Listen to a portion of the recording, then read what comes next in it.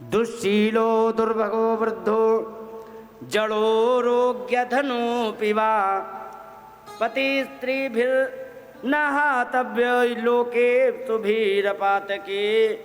कहने लगे दुःशील बहुत बुरा स्वभाव है, दुर्भगः भाग्य साथ नहीं देता है, वृद्धो बूढ़ा है, जड़ है, रोगी, अधनोऽपि वा निर्धन है। कैसा भी पति है लेकिन पति स्त्री भी न हातव्य है। कैसा भी पति हो स्त्री को कभी भी उसका त्याग नहीं करना चाहिए। बस एक शर्त है त्याग की, क्या? क्योंकि अपातकी, वह पापी नहीं होना चाहिए पति।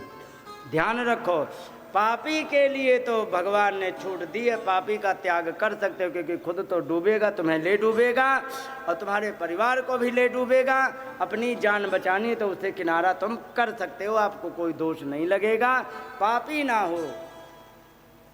लेकिन अगर जो पापी नहीं है और फिर वो कैसा भी है तो उसका त्याग तुम्हें बिल्कुल भी उचित नहीं है।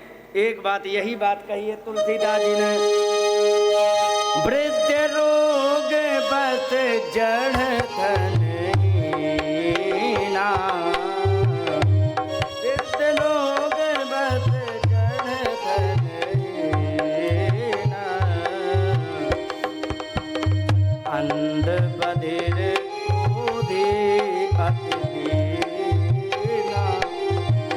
बहुत बड़ा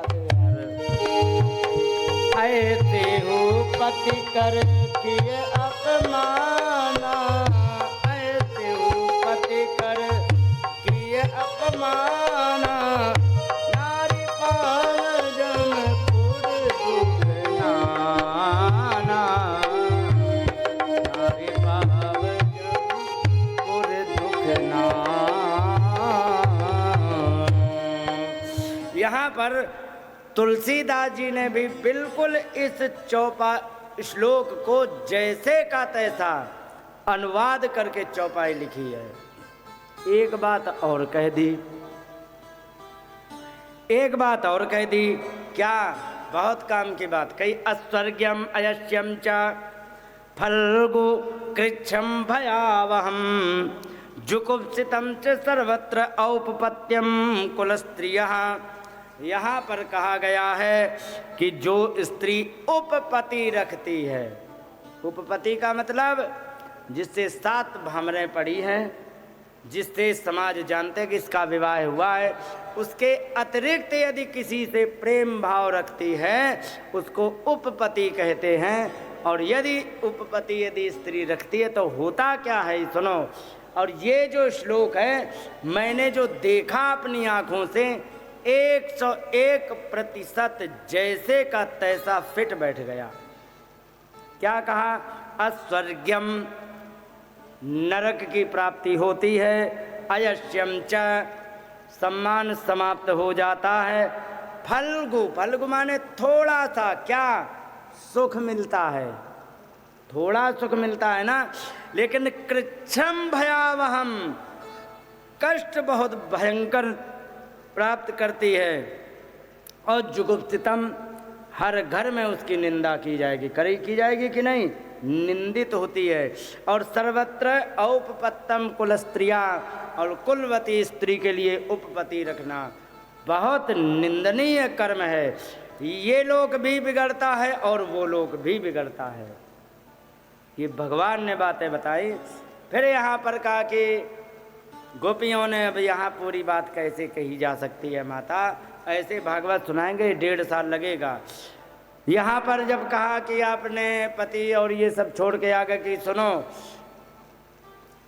मैंने जो भी रिश्ता संसार का था सारा का सारा आपसे बना लिया है, और आपसे रिश्ता बना करके भी यदि हमें संसार के रिश्तों की आवश्यकता पड़े तो ईश्वर के पास आने का मतलब क्या है? फिर यत पत्य पत्य सुहृदाम अनुवृत्त रंग स्त्रीणाम स्वधर्म इति धर्म विदात्तयोक्तम। तुमने बताया हे धर्म के ज्ञाता, पति अपत्य माने पुत्र, सुहृद बहुत विस्तार नहीं करेंगे, संक्षेप चलते हैं।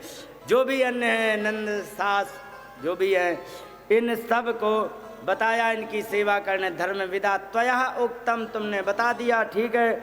लेकिन जितने भी सारे रिश्ते थे, अस्त्वेव मेत दुपदेश पदे तई से, जितने भी ये सारे संबंध हैं मैंने सब आपसे जोड़ लिए हैं।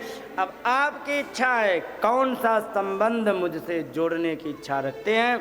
पुत्र बनना चाहे पुत्र बन जाएं, पति बनना चाहे पति बन जाएं, भाई बनना चाहे भाई बन जाएं, सुहृद हितैषी बनना चाहे कुछ भी बन जाएं, लेकिन ये मत कहो कि वापस चले जाओ। क्योंकि ईश्वर के पास आकर के संसार में वापस कौन भेजता है। भगवान ने कहा कि चलो ठीक है, वहाँ पर रास कराया गया और रास कराने के पश्चात